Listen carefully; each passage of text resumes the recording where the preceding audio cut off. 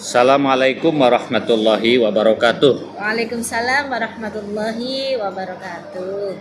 Sahabatku dimanapun Anda berada dan penyuluh seluruh Indonesia. Kebetulan saya hadir dalam acara Rakernas IPARI kedua tahun 2025 di Hotel Aston, Jakarta. Bertemu teman penyuluh dari Provinsi Bali ya. Iya, Kita Pulau sapa Dewata. Pulau Dewata ya. Iya, betul. Kita sapa dulu. Assalamualaikum Ibu. Waalaikumsalam Ustaz. Oke. Betul-betul Bali atau gimana? Saya warga negara Bali, penduduk Bali. Penduduk Bali. Iya. Siapa nama lengkap? Nama lengkap Ena Ayunin Nadhira, tapi susah kayaknya Ustadz Panggilan akrabnya gimana? Panggilan ininya yang sudah common itu Ayun saja. Ayun itu apa Iya. artinya? Mata bukannya? Ainun itu mungkin ya. Iya ya Ayun itu. makanya nyata, lebih kepada nyata ya. Asli Bali atau pendatang? Suami yang asli Bali. Oh, suami Bali. Iya. Ayah ibu.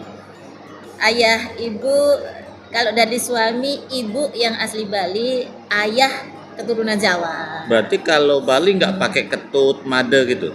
Nggak ya? Ada sebagian itu masih pakai itu meskipun beragama Islam. Jadi di Bali itu khususnya kebetulan di kabupaten kami itu ada daerah namanya Pegayaman. Pegayaman. Itu di sana untuk putra putrinya itu di nama depannya itu masih ada Wayan. Gitu. Wayan. Ya. Iya. Oke. Berarti Bali. Iya. Kalau ibu sendiri asli Saya Jawa Timur. Jawa Timurnya Iya. di mana? Tulungagung. Waduh, Tulungagung. Tulungagungnya Iya. Tulungagung. kecamatan? Kecamatannya Kalidawir. Sudah pernah ke sana, Pak? Oh, 2 kali. Oh gitu. Main-main dengan kawan. Saya kan kuliah di IAIN Sunan Ampel Surabaya dulu. Oh gitu. Di UIN sekarang. UIN sekarang. Berarti di Tulungagung ya.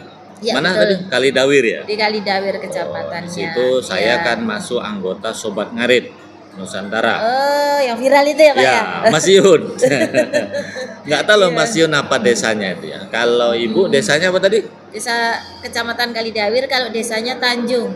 Tanjung. Iya, Tanjung. Kalau dari Tulungagung ke Kalidawir berapa jam sekarang ya? Nggak lama, ya kurang lebih 30 menit. 30 menit. Itu dengan kecepatan yang medium lah, yang tidak terlalu ngebut, tidak terlalu Nah, lambat. ini Iya. kawan-kawan Sobat Ngaritnya juga ternyata ada tonggone Mas Yun. J, leres. Kalidawir. J, saya itu leres. Jangan-jangan orang tua memelihara sapi nggak?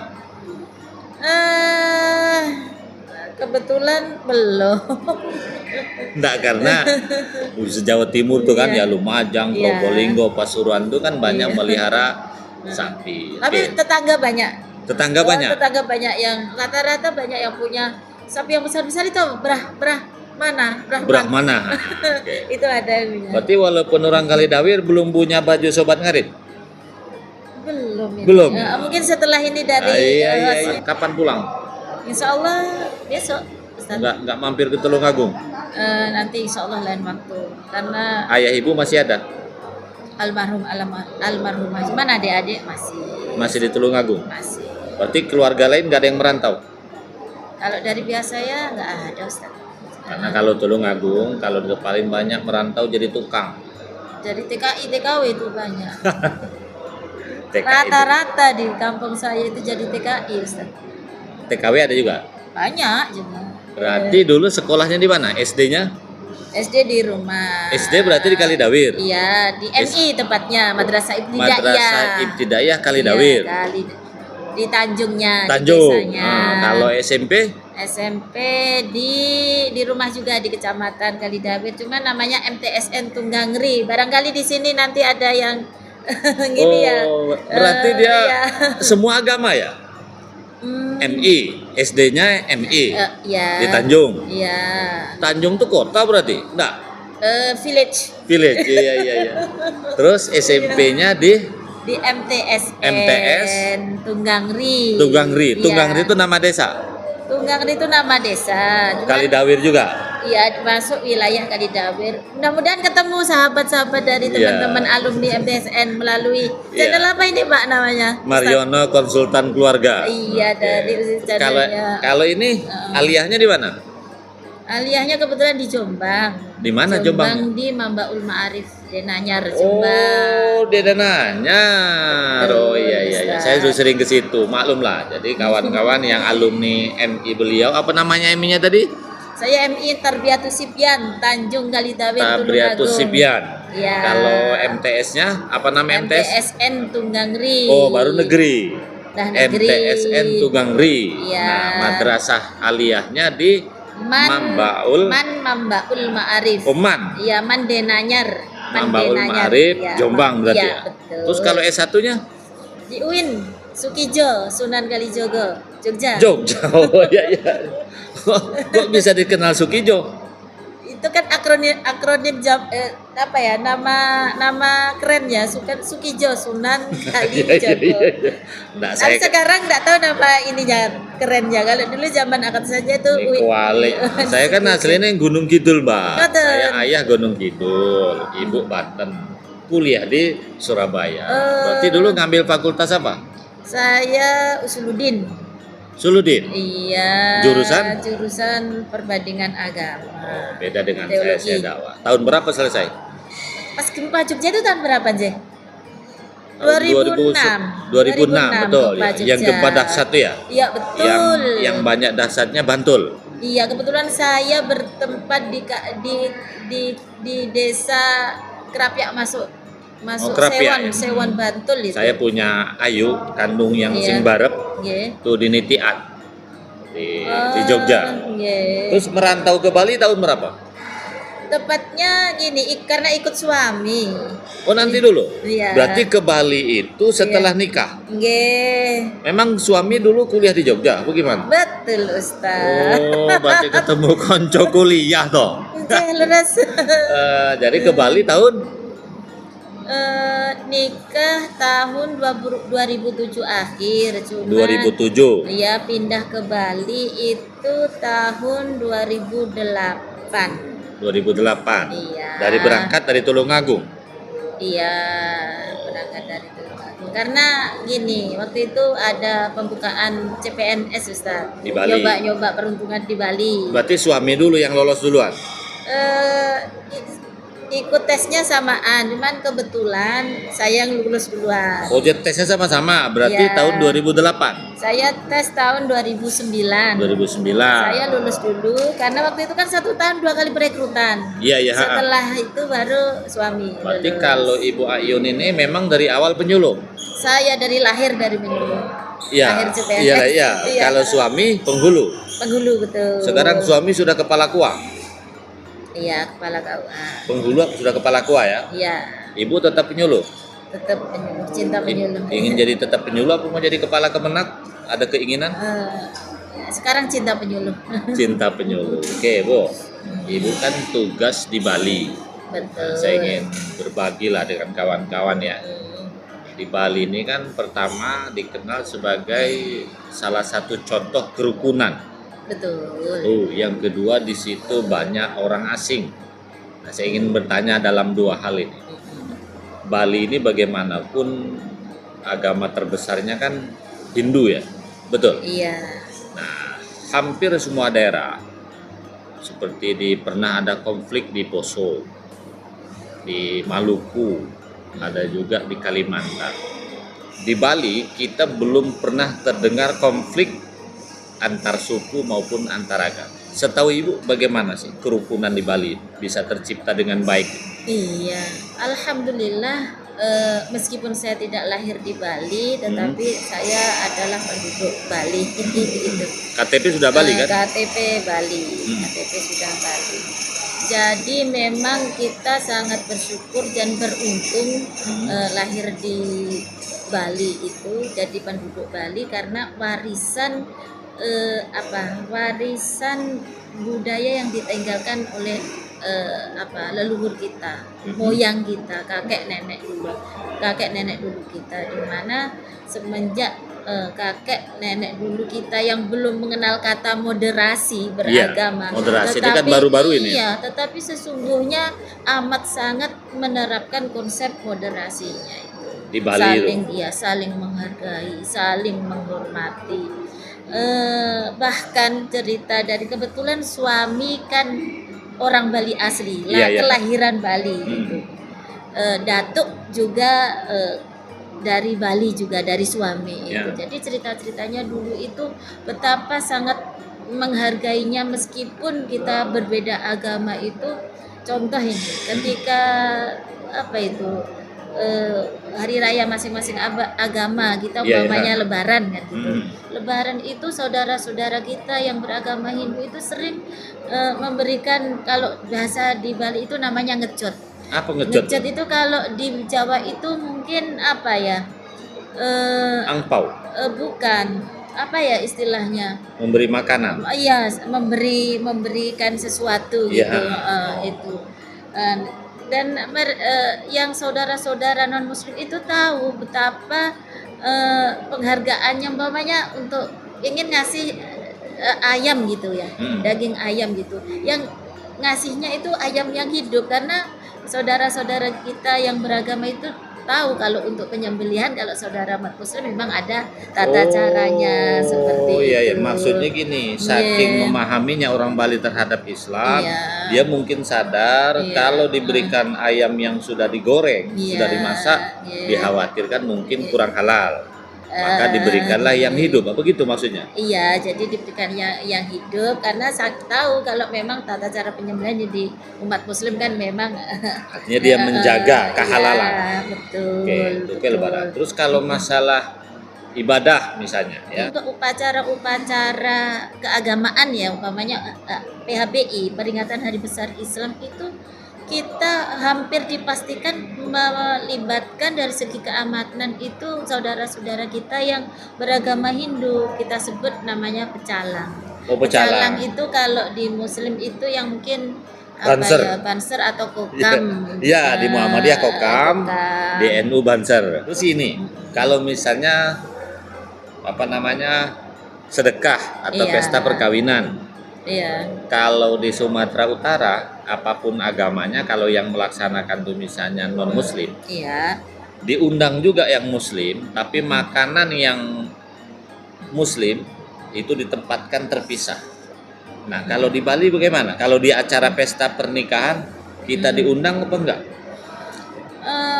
Sama saja Ustadz. Jadi baru-baru ini kebetulan salah satu pimpinan kami di Kementerian Agama itu ngadakan upacara perkawinan untuk putra-putrinya.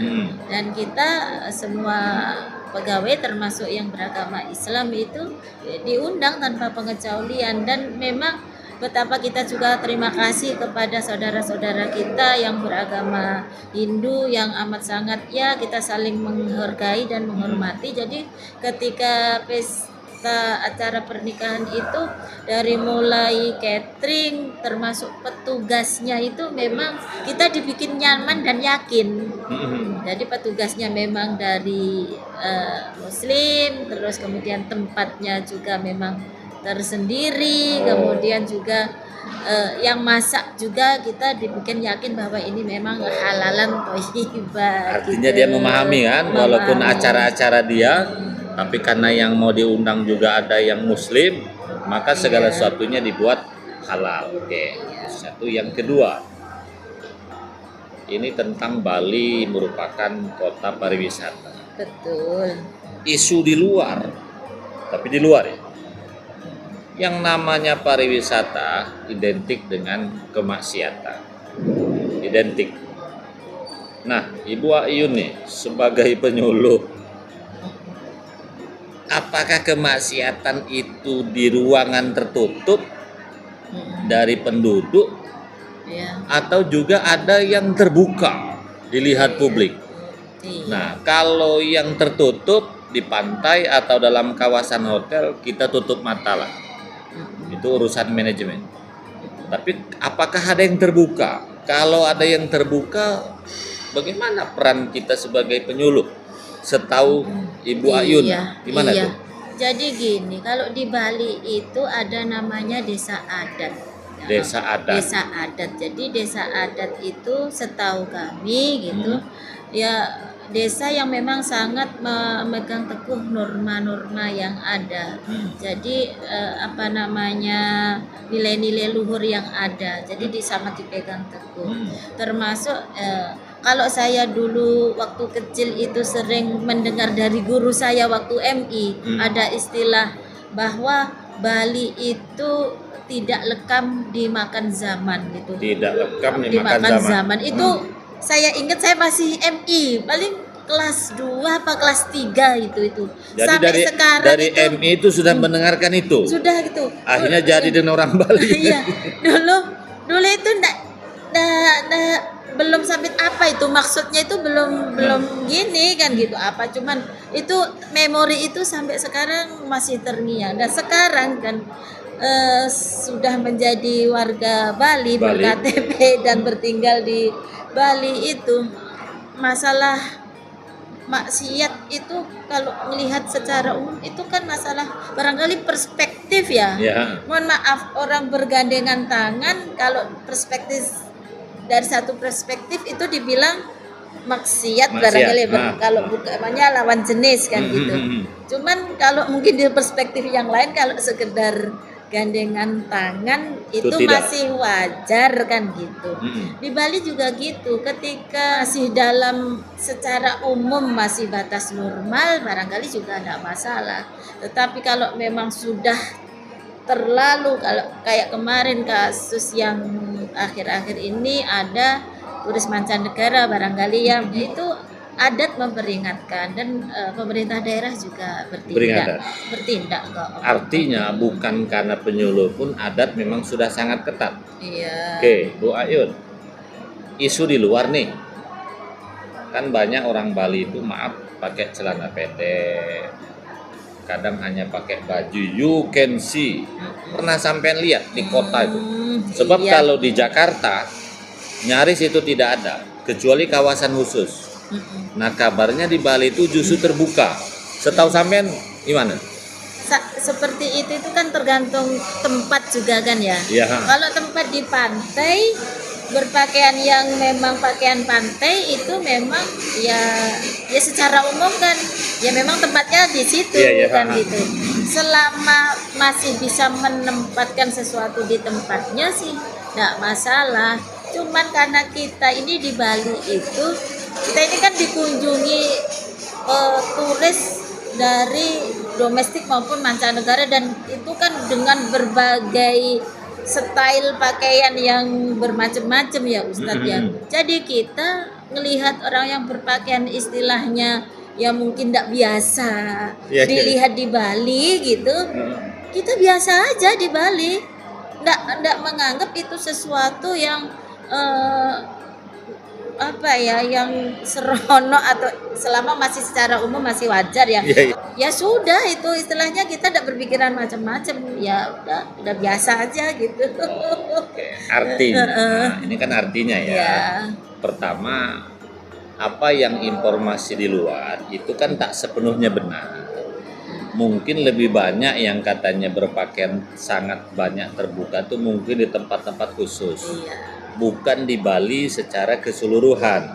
Mungkin kalau di Bali secara keseluruhan kan ada adat yang menangani secara serius. Biasanya penyuluh ini kan juga menangani konflik rumah tangga. Ibu ikut menyelesaikan itu juga? Iya. Kalau ada masalah rumah tangga? Iya.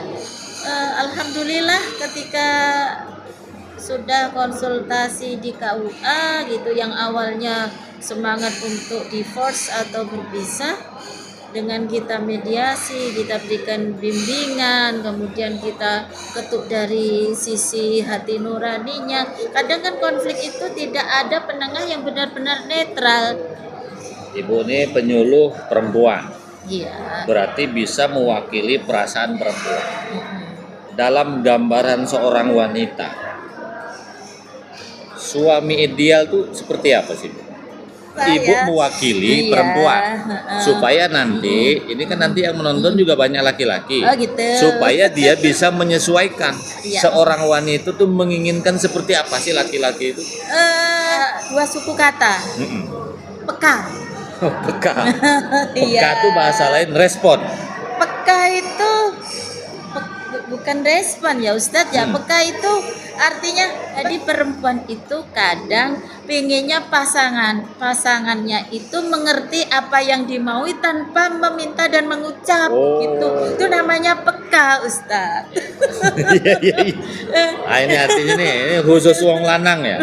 Jadi kata Mbak Ayun ini, laki-laki yang diinginkan itu peka, bisa memahami apa yang diinginkan perempuan. Iya. Menurut Ibu, Iya. ada Aduh, takut laki-laki, saya ini, Pak. ada laki-laki duitnya cukup. Duitnya cukup. Nah, Ya. artinya semua kebutuhan dicukupi. Iya. Tapi bolak-balik main perempuan, selingkuh. Ada yang duitnya orang gablek duit, Iya. tak punya, Iya. tapi dia setia. Menurut Ibu melihat, Pilihannya sama-sama gak enak. iya itu kan? Ustadz. Kalau pendapat Ibu gimana? Supaya laki-laki itu paham. Tapi saya yakin banyak yang tidak sependapat dengan saya sih Ustadz. Iya. gitu. Kalau saya dari ini kan masalah hati nurani ya Ustadz Iya. ya. Kalau saya tidak harus yang berkecukupan segala-galanya. Ini saya berbicara seperti ini saya sambil juga bertanya-tanya sama hati. Bener enggak yang saya takutnya saya juga membohongi diri sendiri gitu kan Ustadz ya gitu. Iya. Kalau dari saya itu saya tidak mengharuskan pasangan itu secara materi itu berlebih tetapi tidak monogami. Artinya lebih mementingkan kesetiaan. Iya, lebih mementingkan kesetiaan karena fitrah manusia, perempuan itu kan pengennya kan pengen jadi yang Ratu. utama dan satu-satunya Ustadz. Karena Nabi Muhammad sendiri tidak mau anaknya dimadu. Siti Fatimah. Iya, Ya artinya gitu. pendapat Ibu ini yang paling penting tuh kesetiaan. Karena ada kan gini Bu, ada wanita itu alah ora masalah, sing penting lancar duite. Iya, saya sering mendengar yang seperti itu Iya. dan saya bertanya-tanya, oh ada ya yang seperti itu gitu. Mungkin sudah nggak ada jalan lagi, sing penting duitnya lancar. ada. Oke, artinya menurut Ibu ini, ya tentu harapan kita suami itu ya bisa memenuhi kebutuhan rumah tangga dan setia. Iya. Hampir semua laki-laki kadang tak terlalu butuh istri cantik. Yang sangat dibutuhkan tidak cerewet. Nah, menurut sampean, ketika ada wanita cerewet dengan laki-laki, itu apa sih yang dipersoalkan? Biasanya. Mungkin dari pernyataan atau pertanyaan ini mungkin ada dua poinnya ini Ustadz ya. Iya, gimana? Yang pertama saya kurang percaya dan Iya. kurang pendapat Hah? ketika seorang laki-laki itu tidak mengutamakan kecantikan. Iya. Karena ya kita ini kan sesama perempuan itu sering juga kan saling sharing, Iya. sharing dan intinya bahwa penampilan yang menarik itu tetap jadi istilahnya pertimbangan dari Bagi laki-laki. laki-laki, meskipun banyak di antara kita yang ada bahasa gini, oh suami saya ndak suka kok saya dandan neko-neko, katanya ndak alami, itu apa, saya kurang percaya kalau memang itu dari maksudnya memang seorang laki-laki itu. Saya dan sering bahas sama suami masalah itu Ustadz gitu. Iya. Karena gini, apa benar nih seorang suami atau laki-laki secara umum dari hati nurani jujur mengatakan bahwa kecantikan pasangan itu enggak penting sama sekali, yang penting akhlakul karimah kan gitu. Karena saya hati nurani itu kayak enggak percaya Ustadz dengan pernyataan itu, karena yang kita lihat, yang kita rasakan itu kaum laki-laki itu bagaimanapun itu ada ketertarikan ketika melihat yang indah-indah kan Bahkan gitu. banyak selingkuh dengan yang lebih muda, lebih cantik kan? Nggak paham saya itu, Ustaz. Oke, sekarang Eh, yang biasanya isi sampai cerewet dengan suami itu apa biasanya? Apa suami nggak peka, apa budek, apa gimana? itu udah kembali ke peka itu sebenarnya. Cuman permasalahannya itu dari perspektif suami itu merasa suami saya itu sudah menuruti segala-galanya. Saya itu bahkan mau gini, mau gitu, mau gini. Saya ndak pernah gini, ndak pernah gitu. Tetapi istri selalu nuntut saja gitu. Tetapi di satu sisi kan gitu, si istri itu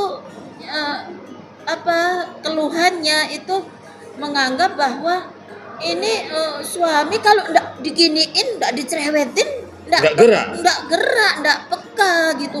Sampai kalau ndak sampai 151 kali juga ndak mau gini, Karena ndak memang faktanya suami yang sregep nyambut gawe, sing bojone cerewet kan itu. Oh gitu ya, Ustaz ya. Tapi ojo kebangetan aja sebenarnya cerewetnya. Ini untuk uang lanang ya. Istri itu sebenarnya kenapa sampai cerewet? Karena wong lanang nggak peka. Kalau orang lanang tuh ya peka, mungkin nggak sampai meledak cerewetnya itu ya.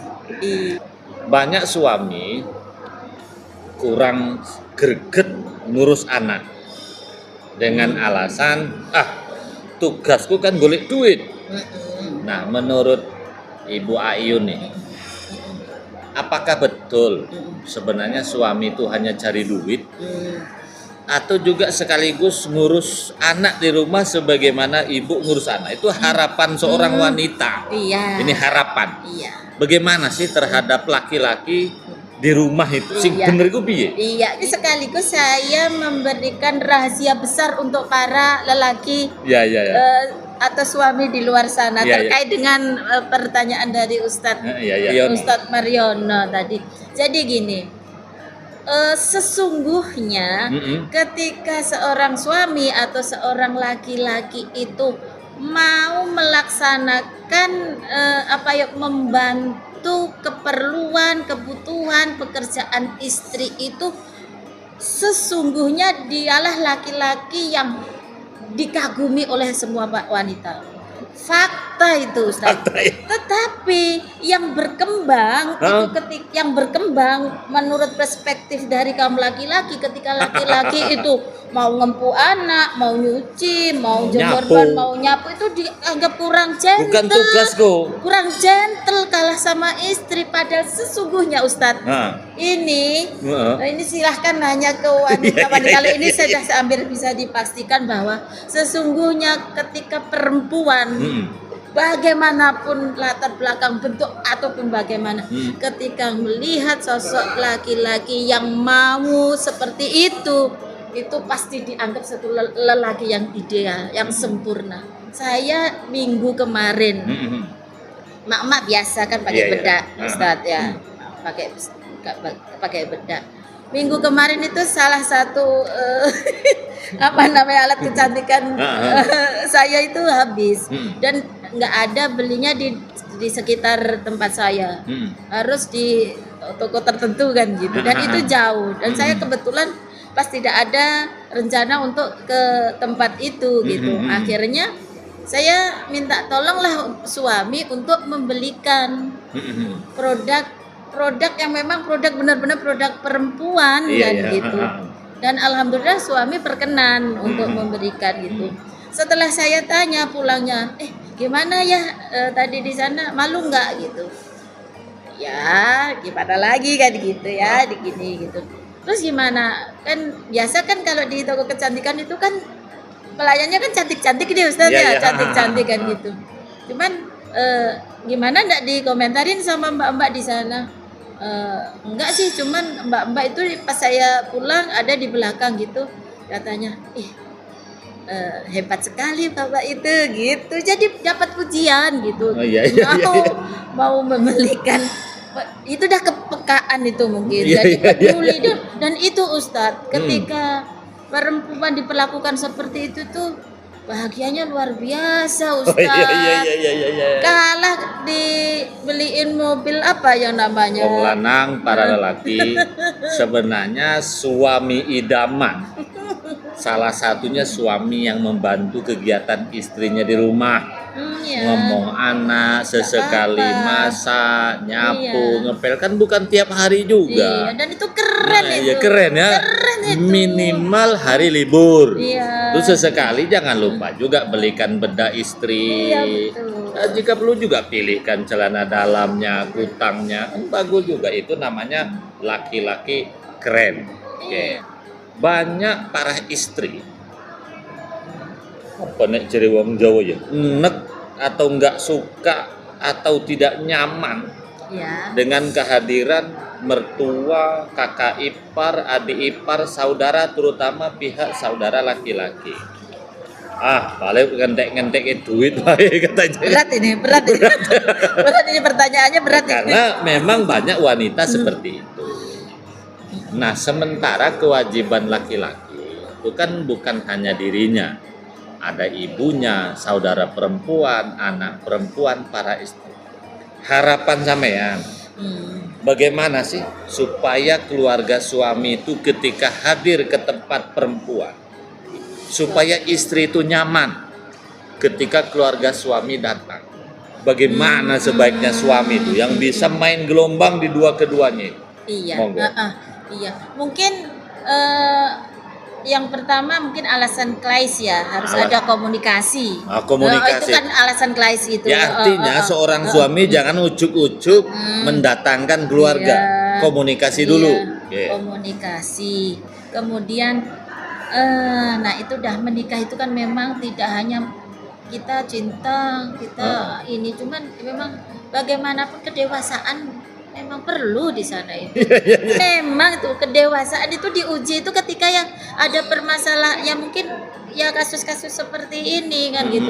Jadi yang pertama komunikasi memang mungkin harga mati ya Ustadz ya. Terus kemudian harus sama-sama mengetahui porsinya, ya bantu tapi kan harus menyeimbangkan porsinya. Nah, iya. Kata seimbang itu tidak bisa disamakan dengan satu keluarga dengan keluarga yang lain. Mungkin 2:3 itu di keluarga A seimbang, tetapi di keluarga yang lain 2:3 itu dianggap tidak seimbang. Itulah karena pentingnya komunikasi itu, tapi ya itu harus ada win-win solutionnya gitu, dan itu perlu kedewasaan yang sangat luar biasa dari kedua belah pihak. Artinya karena pasti ada pengorbanan di sana. Karena faktanya memang banyak laki-laki itu demi keluarga melupakan keluarga yang lain. Banyak. Yang kasus-kasus seperti itu banyak. Iya, itu demi saudara beli sawah di kampung, rumah di kampung, sementara istrinya utangnya di mana-mana. Intinya, kata ibu ini, yang pertama sebelum mendatangkan keluarga itu ada komunikasi yang jelas.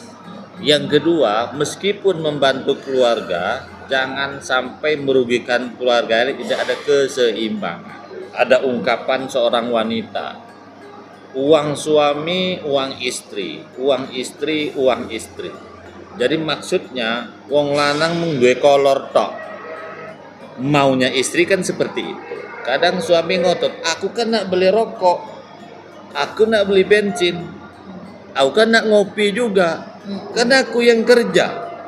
Nah, sementara kewajiban memenuhi kebutuhan rumah tangga, makan, minum, bayar listrik, anak kan semuanya kewajiban suami. Nggak ada kewajiban istri itu kan? Menurut sampean piye Gunda? Iya. Monggo. Tuh, kalau masalah keuangan keluarga itu ini diklatnya 4 SKS ini.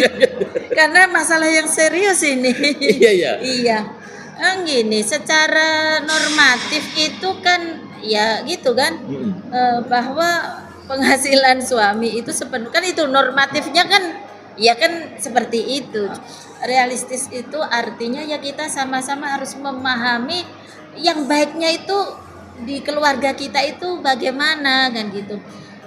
Tetapi yang perlu memang harus dipahami itu memang kewajiban suami itu kan harus menjamin menjamin istilahnya menjamin kebahagiaan itu kan memang kewajiban ya. Masalah itu bisa berhasil apa enggak itu lain urusan kan gitu. Tapi kan memang kewajiban seorang suami itu adalah bertanggung jawab secara lahir dan batin. Menafkahi lahir juga batin. Jadi kata-kata menafkahi itu bukan hanya lahir, tetapi batin juga. Sekarang ini salah kaprah Ustadz. Kadang seakan-akan itu ketika ada masalah batin yang disalahkan itu istrinya kurang cantik lah, kurang menarik lah, tidak mau melayani. Padahal sesungguhnya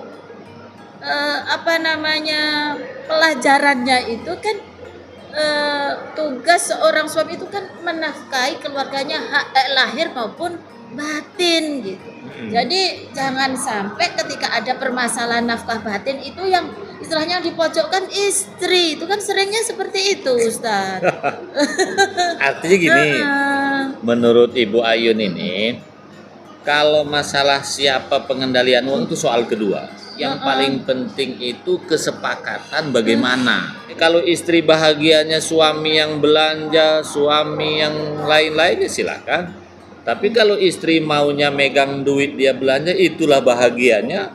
Mungkin itu. Apa kira-kira begitu? Tapi gini, intinya itu yang pertama itu hukum dan teorinya itu yang pertama adanya kesadaran dari pihak suami bahwa kewajiban untuk memberikan nafkah lahir dan batin itu adalah kewajiban, itu ada kesadaran dulu tentang teknis siapa belanja itu soal lain. Komunikasi itu yang karena ya saya berumah tangga sudah puluhan tahun. Kalau mencapai ideal dalam hal pembagian materi itu sampai sekarang belum ketemu idealnya, tapi alhamdulillah kan berjalan juga kan gitu.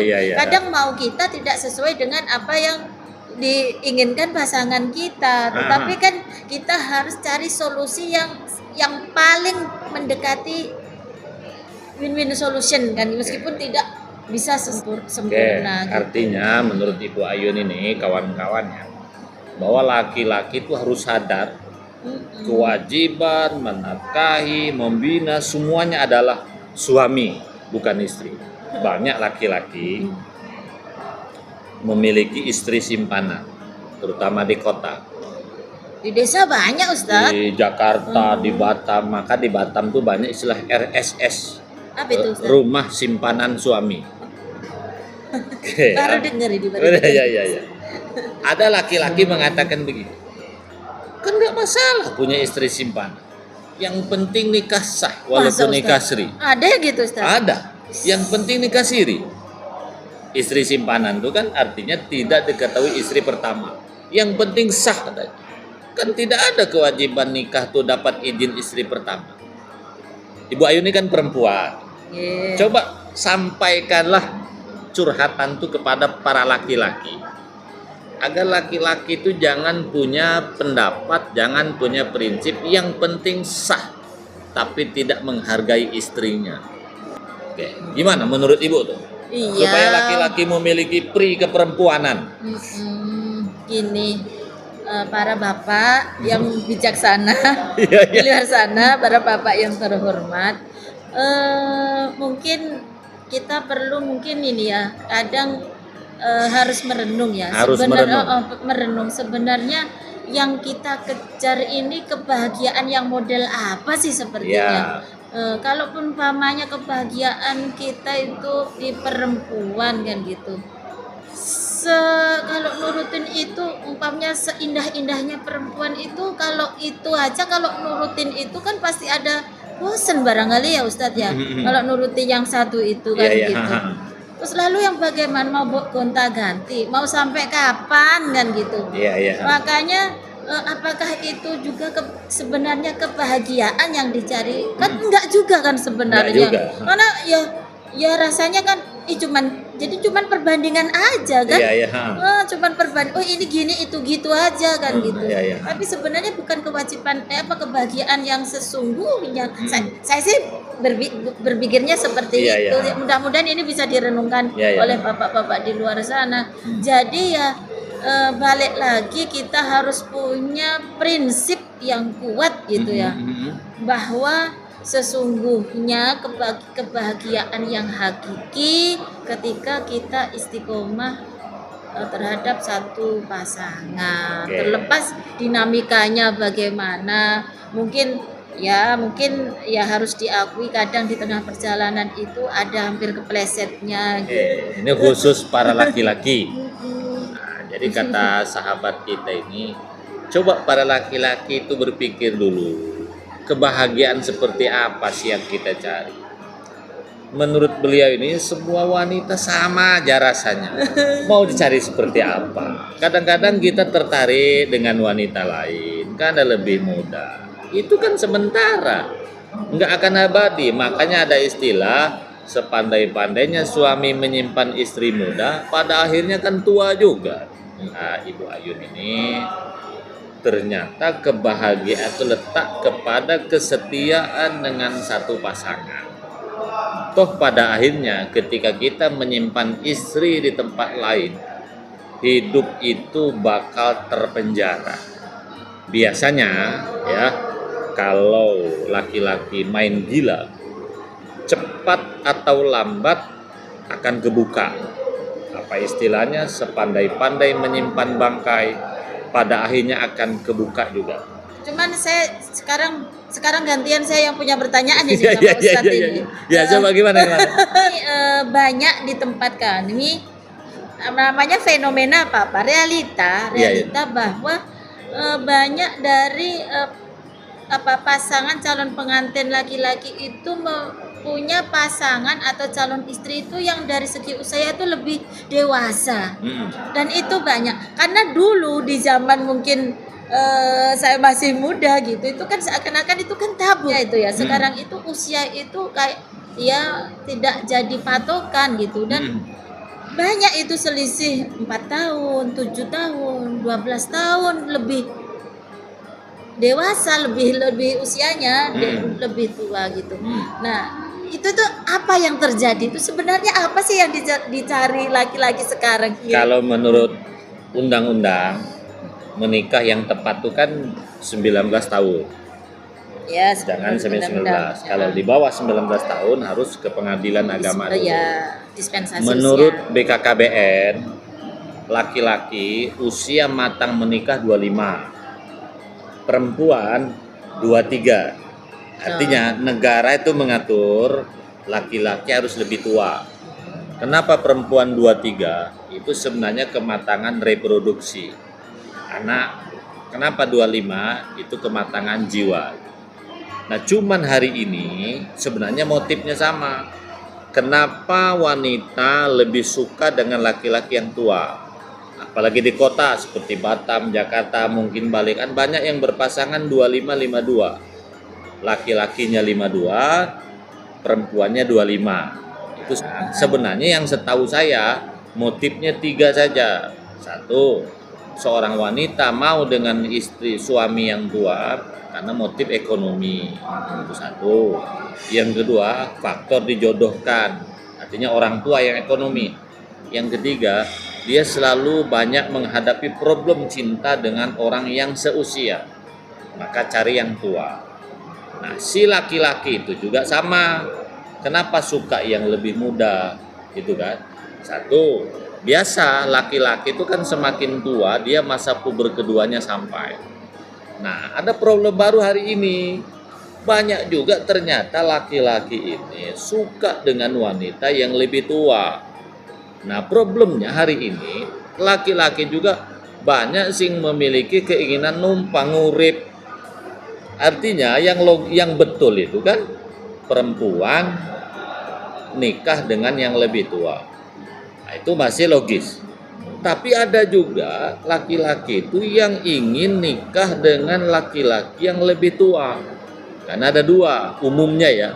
1 lebih kaya, 2 keibuan. Nah, Nabi Muhammad di sini juga mungkin faktor juga ya ilham, yang kedua karena faktor keibuan. Karena umumnya kalau wanita lebih tua daripada suaminya, ya Allah, itu suaminya dimanjanya luar biasa. Kalau perlu mandi dimandikan, satu dipasangkan sama dengan ibunya sendiri. Tapi ini kadang-kadang suami seperti ini nyakitkan istri. pemalas, manja dan segala macam. Itu yang sering terjadi. Nah, sekarang menurut pemerintah, setua-tuanya perempuan usahakan jangan lewat 36. Ini kan kaitan reproduksi. Kalau harus menikah. Nah, setua-tuanya laki-laki jangan lewat 40. Itu setahu saya. Kalau menurut Ibu gimana?